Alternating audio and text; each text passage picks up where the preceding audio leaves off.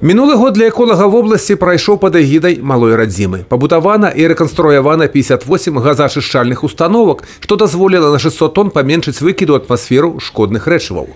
Рэкі в области. Больш за 90% іх адпавядаюць усім класам экалагічнай чысціні. Вялікая работа праведзена на прыродных тэрыторыях, якія асабліва ахоўваюцца. Іх плошчы павялічыліся на 10 тысяч гектараў, і на сёння яны складаюць каля 15% ад тэрыторыі в области. Сярэдні рэспубліканскі показчик только 9. Создано и преобразовано около 15 заказников. Это тоже наши охраняемые территории. Новые места обитания животных и растений, которые занесены в Красную книгу Республики Беларусь. У нас на территории области есть 7 государственных природоохранных учреждений, которые работают на территории 8 заказников республиканского значения.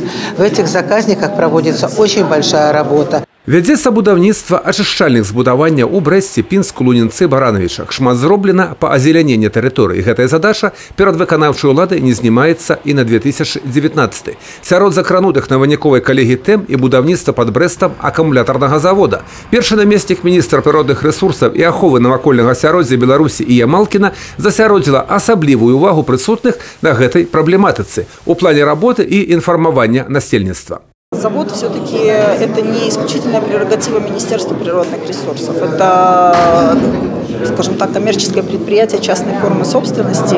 Соответственно, наша задача не допустить нарушений законодательства только находящегося в нашей компетенции. Поэтому, что касается отношения и министерства к этой ситуации в целом, необходимо сказать, что мы предпринимаем все меры для того, чтобы обеспечить грамотное, последовательное принятие решений, находящихся в компетенции Министерства природных ресурсов. Шмат планаў у эколагаў і па павелічэнні перапрацоўкі другасных адходаў у Брэсцкай вобласці. На гэтыя мэты плануецца выдаткаваць сродкі з фондаў ААН. Юрый Печур, Александр Сівіцкі, тэлерадыёкампанія «Брэст».